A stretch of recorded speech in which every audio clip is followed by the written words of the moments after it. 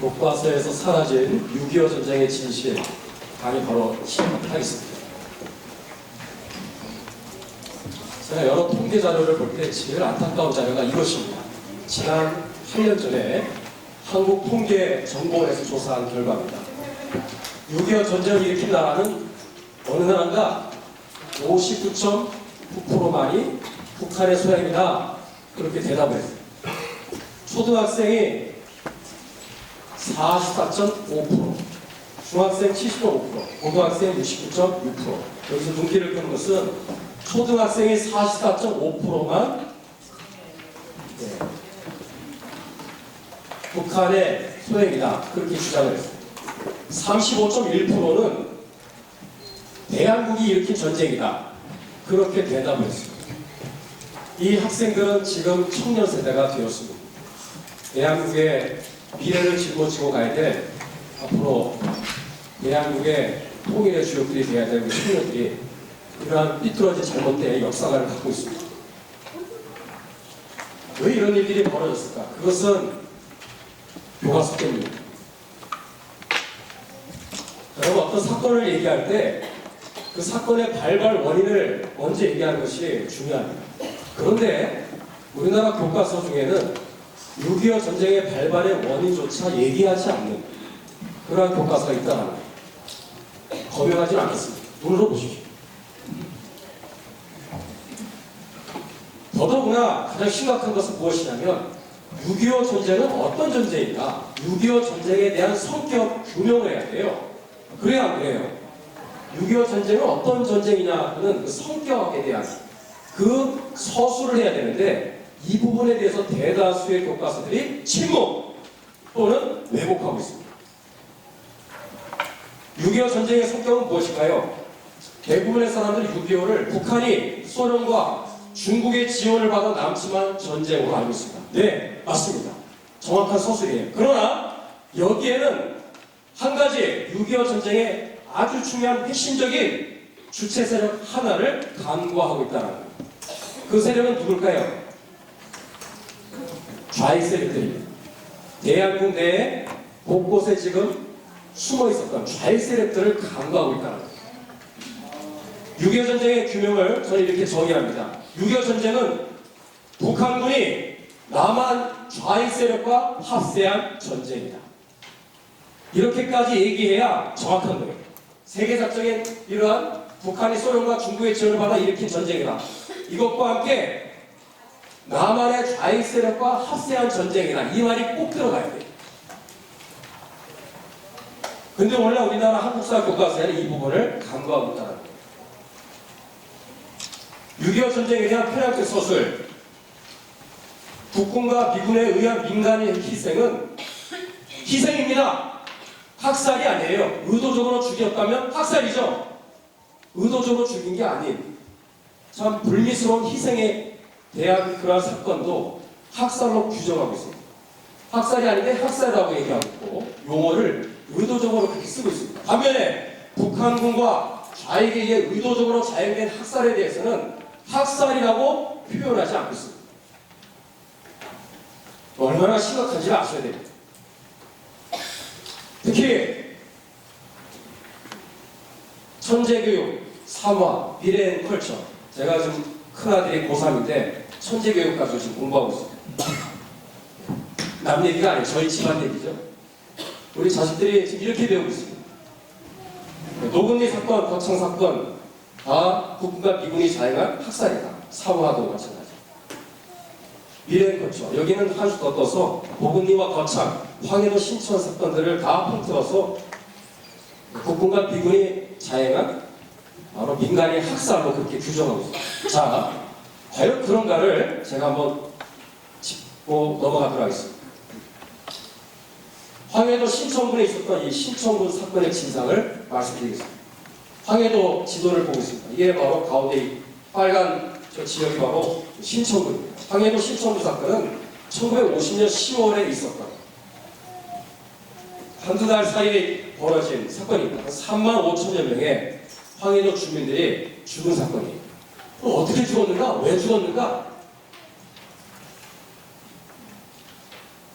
피카소의 그 한국에서의 학살이라는 그런 유명한 글이 있습니다. 이 그림이 있습니다. 이 6.25 전쟁 중에 그린 바로 반미 선동을 목적으로 그린 바로 공산당원 피카소가 그린 작품입니다. 이 작품이요 비례컬처와 천재교육 교과서에 수록되어 있습니다. 과연 미군의 짓인가? 황해도 신천에 신천박물관이 있습니다. 거기에는 다 이런 식으로 아주 잔인하게 미군들이 사람을 끔찍하게 저렇게 양민학살했다고 하는 것을 그림으로 또 아주 리얼하게 그렇게 부스마다 그렇게 해서 진열을 했다고 합니다. 여러 끔찍한 사진들이 있는데 제가 선별해서 실어드렸습니다. 심지어는 머리를 저렇게 톱으로 살해하는 장면들이 나옵니다. 자, 과연 미군의 소행인가? 그렇지 않습니다. 누군지 아세요? 여러분 알 리가 없죠. 저희 부모님입니다. 왼쪽에 계신 분은 76년에 돌아가신 저희 할아버지고요. 저희 아버님입니다. 제가 고향이 백령도입니다. 백령도에 지금 살아계십니다. 저희 아버님 조남입니다. 현재 88세예요. 저희 아버님은 신천 대학살에 바로 그 현장에 있었던 분입니다. 누구보다 저는 확실한 증거를 갖고 있는 거죠. 수없이 들었어요. 저한테 했던 얘기를 제가 녹취해서 그대로 적어봤습니다. 6.25 전쟁 후에 아버지와 나는, 할아버지입니다. 아버지와 나는 반동군자라는 이름으로 인민군에게 체포되어 황해도 신천 감옥에 투옥되었어. 그때 감옥에는 약 150여 명의 사람들이 반동군자라는 이름으로 함께 투옥되었지.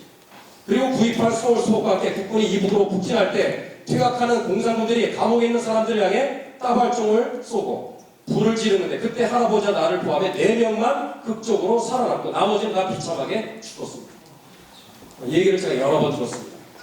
감옥이 허술했기 때문에 슈파긴총, 따발총을 난사하고 불을 지를 때 감옥이 허물어집니다. 처음에 화장실 틈으로 들어갔다 숨었다가 그 난리통에 밖으로 빠져나왔어요. 그래서 나중에 백령도로 나중에 배를 타고 넘어오셔서 거기서 사시게 되었습니다. 그러면서 이제 1951년 5월에 1.4.5 때 내려오시지 않고 5월에 내려오실 때 그 몇 달 동안의 어간 동안 황해도에서 일어났던 일들을 똑똑히 보셨어요. 미군이 한 게 아닙니다. 해리슨 중위가 미군들을 이끌고 50일 동안 3만 5천 명을 죽였다고 북한에서 그렇게 가르칩니다. 근데 우리나라 한국사 교과서가 그거를 답습하고 있습니다. 몇몇 교과서가 그렇죠. 미군들의 소행이라고 얘기하고 있습니다. 자, 노근리 사건의 진상. 시간 관계에서 지난 빨리 지나가겠습니다. 노근리 사건 여러분 아셔야 됩니다. 충북 영동 노근리에서 일어난 쌍굴단에서 일어난 사건입니다. 영화도 나왔습니다. 1950년 7월 26일에 발생한 참 6.25 전쟁의 와중에 일어났던 참 비극적인 사건입니다. 결론부터 말씀드립니다. 노근리 사건은 학살이 아니라 미군의 공포와 무지, 그로 인한 오판과 미숙으로 인해 발생한 비극적인 사건입니다. 의도적으로 죽인 게 아닙니다. 2001년에 한미항공 합동조사 결과 전쟁 과정에 불가피한 오발사고였다 라고 발표했습니다. 당시에 짐을 수색하는 장면입니다.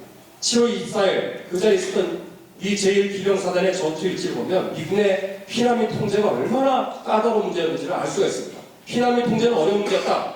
누구도 무고한 인민을 사살하기 원치 않는다. 그러나 한국인들의 전통적 흰옷을 입은 피난민으로 보이는 많은 무고한 사람들을 달구지로 탄약과 중무기를 나르고 등에는 군사장비를 짊어진 북한 군인들로 밝혀졌다.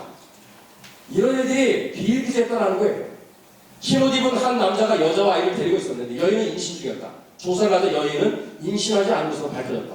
그러나 임신한 것처럼 위장해 소형 라디오 노속에 숨겨가던 중이었다. 당시 북한군은 피난 복장을 하면서 첩보활동 및 게릴라 활동을 한 경우가 무진장하게 비일비재했다는 것을 이것을 이해를 해야 됩니다. 당시에 바로 장면이에요. 노근리 사건이 있었던 바로 그 다음날 찍은 사건이에요. 7월 27일 날 찍은 사건. 어린애까지 모수색을 해야만 했던 바로 당시 상황입니다.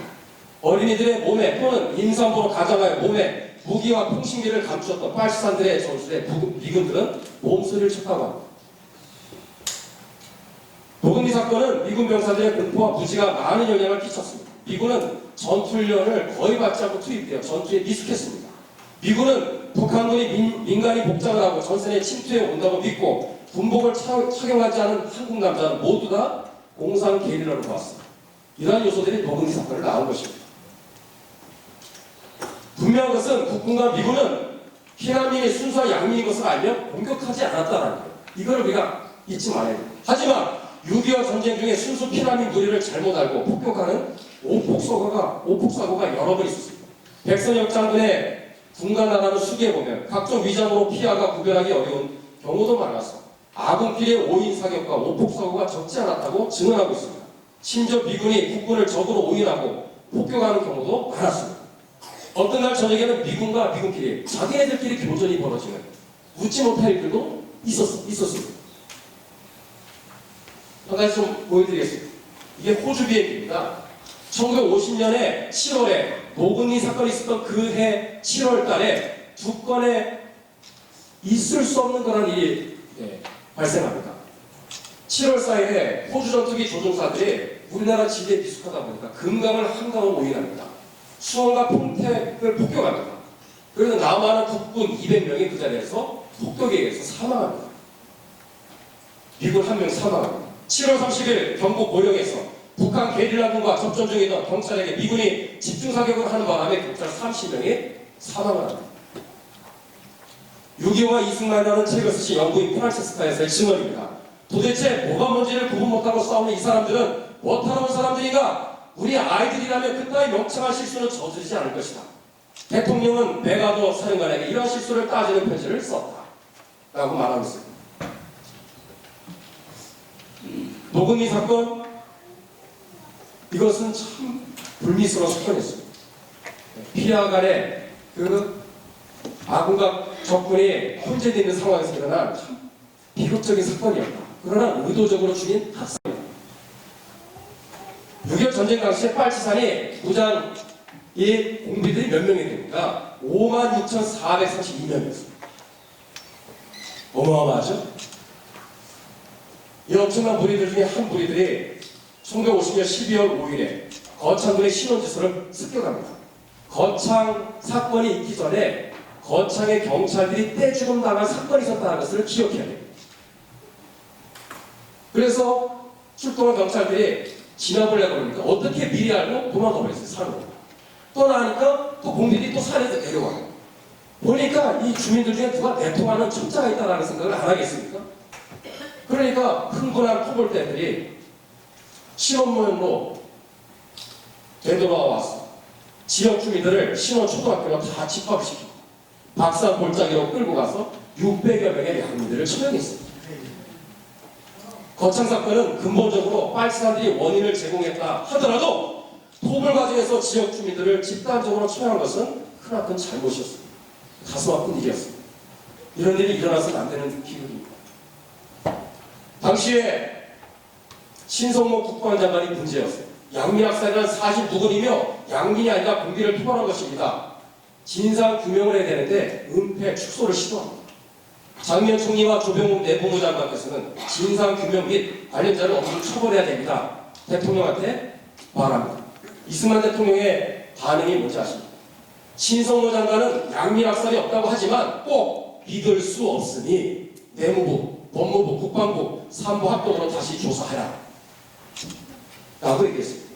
결론, 거창 사건은 이승만 대통령이 지시해서 일어난 사건이 아닙니다. 거창 사건은 노근리 사건과는 달리 빨치산 토벌하는 가운데 흥분하고 오픈한 국군에 의해 발생한 지극히 불행하면서도 불미스러운 사건이었습니다. 전쟁 중에 피해와 식별이 곤란하여 오폭에 의한 희생은 있을 수 있으나 거창 사건처럼 주민들에 대한 무차별적인 집단 처형은 다시는 발생해서는 안 될 것이다. 제가 이 경우 정리해봤습니다. 침소봉대라는 말이 있죠. 여러분, 이러한 거창 사건에 대한 이러한 진실을 말하는 사람들은 이거보다도 200배 이상 벌어진 좌익과 북한군에 의해서 벌어진 이 어마어마한 양민학살에 대한 얘기를 반드시 해야 됩니다. 거창 얘기를 하는 것만큼 100배, 200배. 왜냐하면 거창에서 600명 죽었어요. 참 불행한 죽음이었죠. 그러나 북한군과 그리고 좌익 세력들에 의해서 의도적으로 그것도 광범위하게 반인륜적인 방법으로 사람을 무참하게 학살한, 그래서 죽은 우리 양민들의 수는 12만 명입니다. 600 곱하기 200, 그러면 12만 명. 200배가 넘는 어마어마한 양민들이 바로 북한군과 좌익들에 삭살됐습니다. 근데 우리나라 한국사 교과서는 어떻죠? 침소봉대 거창 사건을 말하면 제대로 얘기해줘야 돼요. 그게 이승만 대통령이 지시한 게 아니거든요. 그것만을 막 얘기해요. 나머지 좌익들에 의해서 자행된 이런 양면학설 얘기하지 않습니다. 여기에 중요한 의도가 있습니다. 오늘날 좌편향 학자들의 6.25 서술의 흐름은 희한하게도 공통점이 어떻게 모아지느냐면 민간인 학살로 집중되고 있습니다. 여기에는 두 가지 중요한 저희가 숨어 있습니다. 이따가 제가 퀴즈 내면 낼 수 있습니다. 잘 들어보세요. 여기에 중요한 목적이 있어요. 첫 번째 뭐냐? 이 모든 책임이 당시 국군 통수권자였던 이승만 대통령에게 덮어씌우겠습니다. 또 하나 주한미군에게 덮어씌우겠습니다. 미군들에게 덮어씌우겠습니다. 그러니까 주한미군 철수와 연결이 되는 것입니다. 이승만 대통령을 매도하기 위해서 또는 미군들을 매도하기 위해서 집중적으로 이런 식으로 민간인 학살을 다 얘기하는 게 아니라 이런 불미스러운 한 사건을 침소봉대 어마어마하게 막 그것을 부풀려가지고 확대 왜곡 과정에서 가르치고 있다. 그게 오늘날 한국사 교과서의 심각한 문제입니다. 자, 그런 의미에서 교과서에서 사라진 6.25 전쟁의 진실을 이제 본론과 결론으로 이제 진행하고 마치겠습니다. 북한군과 좌익에서 자유된 대학살, 우리가 알아야 될 것이 이것이고, 한국사 교과서에 반드시 수록되어야 될 역사의 진실이 바로 지금부터 말씀드리는 바로 이 사실입니다. 당시에 몇 명이 학살됐느냐? 12만 2,799명입니다. 주로 인천 3.6작전 이후에 한 달 동안에 걸쳐서 학살됐다고 보시면 됩니다. 당시에 인민재판 바로 장면입니다. 6.25 전쟁 당시에 좌익들의 역할은 크게 세 가지였어요. 하나는 민간인 학살을 주도했습니다. 내가 시험에 낸다면 이거를 시험에 낼 것 같아요. 첫 번째 민간인 학살을 주도했어요. 몇 명 죽였어요? 12만 명. 그리고 납북을 주도했어요. 몇 명을 납북시켰죠? 10만 명, 적어도 10만 명. 강제 징집을 했어요. 의용군이라는 이름으로. 젊은이들을. 그래서 낙동강 방어선 전투로 다 그렇게 투입시켰어요. 몇 명이 징집했죠? 15만 명. 이 세 가지를 다 좌익들이 바로 주도합니다. 왜냐하면 북한 공산군들은 내려와서 어디가 어딘지 잘 모르거든요. 여기에 지혜에 빠삭한 사람들은 다 좌익들입니다. 그 사람들한테 이것을 바로 얼굴마다 보고 내세워서 이거를 시킵니다. 납북되는 장면입니다. 당시에 재헌국회의원 200명 중에 50명이 끌려갔어요. 그거 아세요? 당시에 우리 남한의 젊은이들이 강제로 징집됐어요. 15만 명, 15만 명. 가장 우리가 기억해야 될 것은 바로 이러한 무참한 바로 대학살입니다. 양민학살입니다. 6월 26일에 김일성이가 전쟁이 발발하자마자 반역자들을 처단하라, 인민재판에서 다 학살 안 하고 지시를 해줍니다. 서울에 공산군들이 6월 28일에 이제 진입합니다. 수도 서울에 함락됩니다. 가장 먼저 최초에 일어났던 바로 양민학살이 뭐냐? 서울대병원 학살입니다. 6월 28일에 있습니다. 서울대병원에 안치된 바로 6월 됩니다. 그나마 교학서 교과서가 나와요. 교학서 교과서에 314페이지 보니까 학살이라는 단어가 10번 이상 나옵니다. 북한군의 침입으로 수십만 명이 학살되었다. 서울을 접수했던 6월 28일에 서울대학교 병원에서 입원 중인 국군과 민간인 환자 500여 명을 학살했다. 정확하게 기술하고 있습니다. 당시에 현장에 있었던 박명자 여사의 증언입니다. 지나가 있어요. 도봉구에 사십니다. 지금 당시에 78세니까 2010년에 증언한 바로 내용입니다. 지금 살아계시면 86세가 되겠죠. 서울시청 앞에 인민재판을 맡고 있는 문인 김기준 선생님의 모습입니다. 즉결 처분을 당했습니다. 실제로 연출이 아니라 실제로 양민을 죽이는 바로 장면입니다. 학살도 우리가 두 단계로 나눌 수 있어요. 인천상작전 전에는 선별적으로 인민재판에 의해서 죽여라 그러면 죽이고 아니면 말고 그렇게 해서 선별적으로 학살했다면 인천상작전 이후에 퇴각하는 공산군들이 무차별적으로 학살을 자행하기 시작합니다. 도망가면서 이때부터 참 비극이 이때부터 시작됩니다. 우리나라 교과서에 반드시 다뤄야 될 내용들을 제가 빨리빨리 지나가고 마치도록 하겠습니다. 고향 파주 지역의 태극단을 학살 들어보셨어요? 공산 치하 속에서도 숨어서 우리 애국자들이 몇 명이 결성되었어. 적의 전화선을 절단한 경위선을 파괴하는 지하 유교 활동을 했거든요. 퇴각하는 바로 그 와중에서 좌익 세력들이 태국 단원들을 색출합니다. 일산 서구의 덕이동에 바로 그 장소로 끌고 가서 홍어식과 윤석만 등 40여 명을 팔과 다리를 절단해서 창으로 사냥, 입을 찢어서 죽이는 그런 일들이 벌어졌습니다. 일산의 호수공원 옆입니다. 우리나라 제1호 방공유적지로 지정되었습니다. 이 사건 여러분 아십니까? 충남 서천군에서 서천 등기소 학살입니다. 250여 명의 죄 없는 우익 인사들을 무참하게 학살했습니다.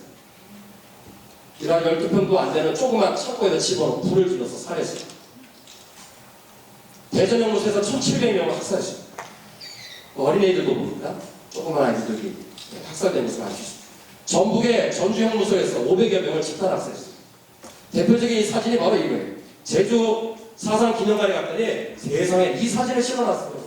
이거는 전라북도 전주에서 일어난 학살입니다. 양민들 바로 학살 장면인데 이거를 제주도민들을 이승만 정권과 국군과 경찰들이 이렇게 죽였다고 엉뚱하게 제주 기념 거기 사상기념관 이거를 박아놔버렸어요.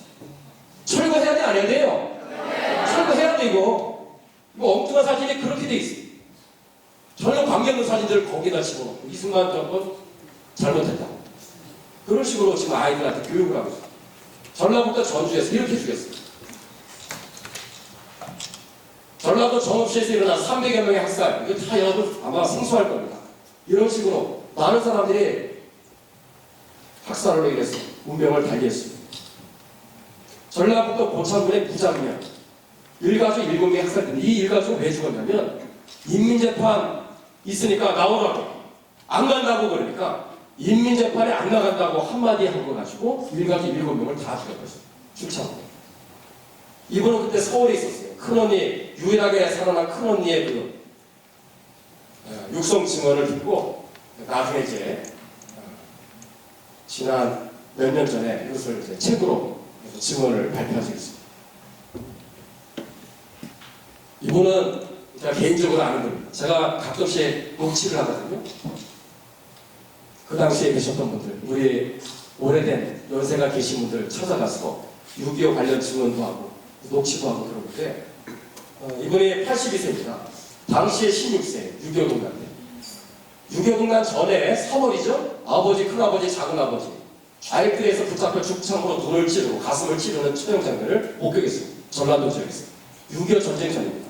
우리나라는 6.25 전쟁 전에 얼마나 좌익들이 얼마나 많은 학살을 했는지 우리가 그것까지도 기억해야 됩니다.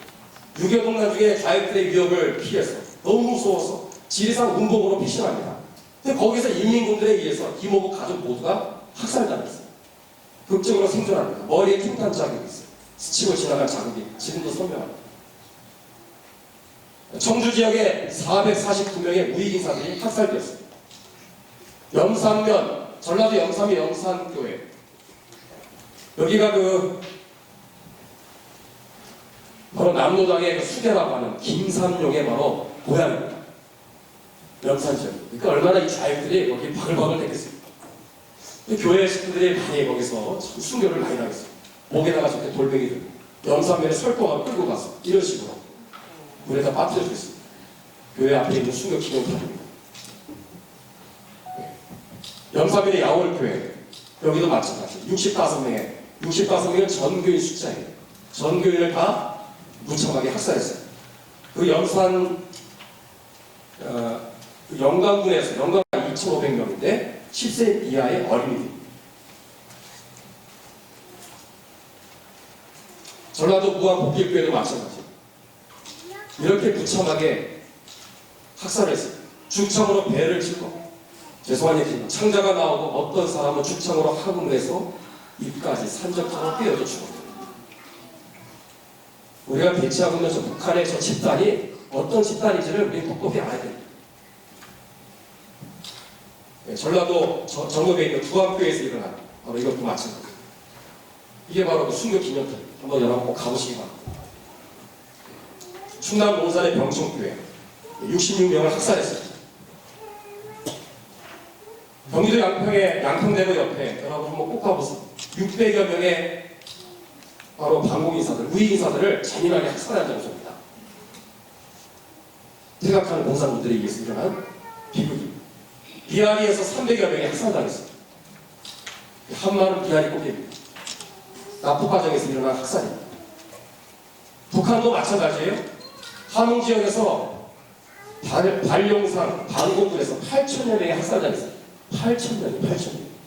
근데 우리나라 교과서에서 이거 얘기합니까? 이런 얘기 하나도 안 해요. 역시 함흥 지역입니다. 덕산 니켈 광산에서 6,000여 명을 학살했습니다. 우물에다가 젓갈 담아서 사람을 거기에다 차곡차곡 먹더라고요. 재워놓고 그렇게 사람을 죽였습니다. 익사시켜서 죽였습니다. 유족들 오열하는 장면입니다. 평양 대학살의 바로 장면입니다. 퇴각하면서 평양 지역에 있었던 반공인사들, 이런 사람들, 지주님, 뭐 기독교인들, 우익인사들 전부 다 그냥 지나가지 않고 다 죽이고 다 퇴각했습니다. 북한 지역입니다. 금봉산에 광산에다 60여 명을 거기다 쳐놓고 학살했습니다. 자, 이제 거기다 마쳐야 될 것 같습니다. 6.25 전쟁 당시에 북한군과 좌익에 의해 자행된 민간인 학살의 진상을 알아야 돼요? 몰라야 돼요? 알아야 됩니다. 교과서에 들어가야 돼요? 안 들어가야 돼요? 들어가야 돼요. 왜 들어가야 되느냐? 왜 알아야 되느냐? 이유가 있어요. 다음 세 가지 사실을 알려주기 때문에. 이거 안 하면 이거 모릅니다. 세 가지 바로 교훈을 우리는 꼭 잊지 말아요. 이것밖에 제가 이렇게 마치도록 합니다. 첫 번째 뭐냐? 이거를 알려야, 가르쳐야 북한 공산정권이 얼마나 사악하고 반인륜적인 집단인지를 알려줄 수 있습니다. 1990년에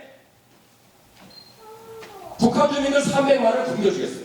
300만은요, 여기에서 스페인까지 사람을 쭈르르 눕힌 바로 숫자라고 할 수 있습니다. 하루에 3,000명이 죽어서 하루도 빠지 않고 3년을 채워야 300만 명이 죽는 거예요. 하루에 매일매일 아시아나 칼비 항공 300여 명을 태운 민간인들이 하루에 10대 비행기가 추락한다고 생각했어요. 그런 대형 참사가 3년 동안 하루도 빠지 않고 발생할 때 죽어나갈 숫자가 300만이에요. 우리는 감이 없어요. 우리 민족끼리라는 말을 쓰죠. 김일성, 김정일 집단이. 그런 말할 자격 없어요. 파리 목숨도 그렇게 아주 300만 명을 굶겨 죽였어요. 정치법 수용소에서 100만 명 이상을 죽였어요. 6.25 때 300만 명을 죽였어요. 히틀러보다 더 독재자입니다. 살인마입니다. 그런 극단하고 우리가 대치하고 있는 상황에서 주한미군 철수, 우리 민족끼리의 통일을 주장하는 6.15 14선언의 방식에 의한 연방제 통일 방안으로는 절대로 통일할 수 없다는 거예요. 우리 이것을 분명히 해야 됩니다. 이것을 알려면 이러한 역사의 비극적인 사건들을 우리 자녀 세대들한테 알려줘야 되는 거예요. 우리가 대치하고 있는 저 집단이 얼마나 흉폭하고 사악하기 때문에 반인륜적인 집단인지를 가르쳐줘야 됩니다. 그걸 안 가르쳐주니까 순진무구한 6.15 14선 연방제 환상에 빠지는 것입니다. 두 번째, 안으로는 반대한민국 세력을 척결하지 않으면 나라 망합니다. 베트남 멸망 수전에 간첩들 5만 명이 있었어요. 6.25 전쟁 전에 군대 내 좌익군인들 5,000명, 탈영한 5,000명 포함해서 1만 명이었어요. 1만 명. 10만 명의 국군들 중에 10%가 좌익 세력들이었어요. 끔찍합니다. 그나마 이승만 대통령이 국가보안법을 만들어서 숙군 조치를 하는 바람에 6.25 전쟁이 터지기 직전에 숙군에 성공을 하면서 6.25가 터질 때 한 번도 군대 내에서 뭐 상관들에 대한 무슨 암살한다든지 뭐 집단적으로 뭐 이탈한다든지 뭐 북으로 넘어간다든지 그런 일이 없었어요. 그래서 여러분 여수 14년대 반란과 함께 찾아왔던 그 비극과 함께 그 국가보안법의 제정은 사실은요 재앙으로 위장한 축복입니다. 그것이 있었기 때문에 6.25 동네한테 우리나라가 망하지 않았던 거예요. 그런데도 신성모 국방장관 그 국방장관의 그 역할이 얼마나 중요합니까? 근데 이국노라고 하는 월북한 친구랑 같이 얼마나 내통을 합니까? 좌익 세력인데 이국노 결국 월북했어요. 최명덕 그 사람의 보좌관이 라온광중이에요. 이 사람 우리나라 군적에 없는 사람입니다. 북한에서 난파된 간첩이었어요. 보좌관이 간첩이었어요.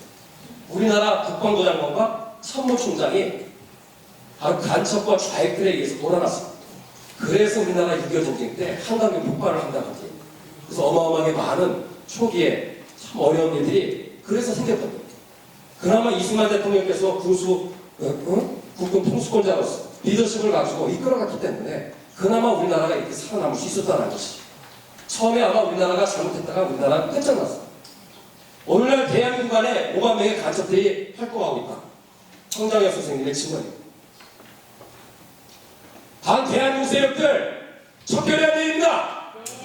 대한민국을 감사히 여기지 아니하고 대한민국의 그런 하늘 아래서 축복을 누리면서 대한민국을 저주하고 대한민국의 정체성을 인정하지 않고 북한의 김일성, 김정일 주체사상을 추종하는 세력들 대한민국을 떠나든지 전향하든지 해야 됩니다.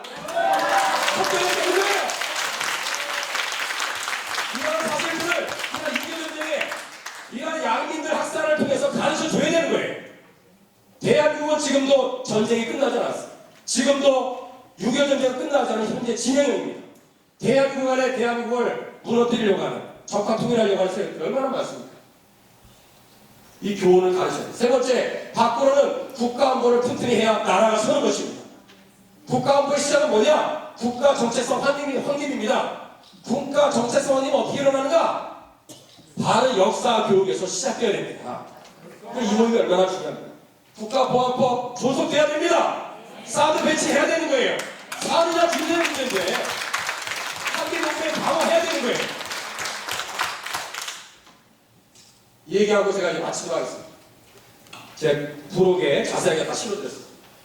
전향한 우리 김정일 선생님 난민녀 사건 때 연루돼서 감옥에 실력 복역하고 전향했어요. 어느 좌익사단범의 고백 수임번호 3179라는 책을 썼어요. 거기에 뭐라고 했느냐? 1984년에 감옥에 있을 때 난민녀 사건의 주동자였던 김남주 이 시인이 광주 교도소에서 자신에게 마르크스 이론을 교육합니다. 이거 읽고 제가 마치겠습니다.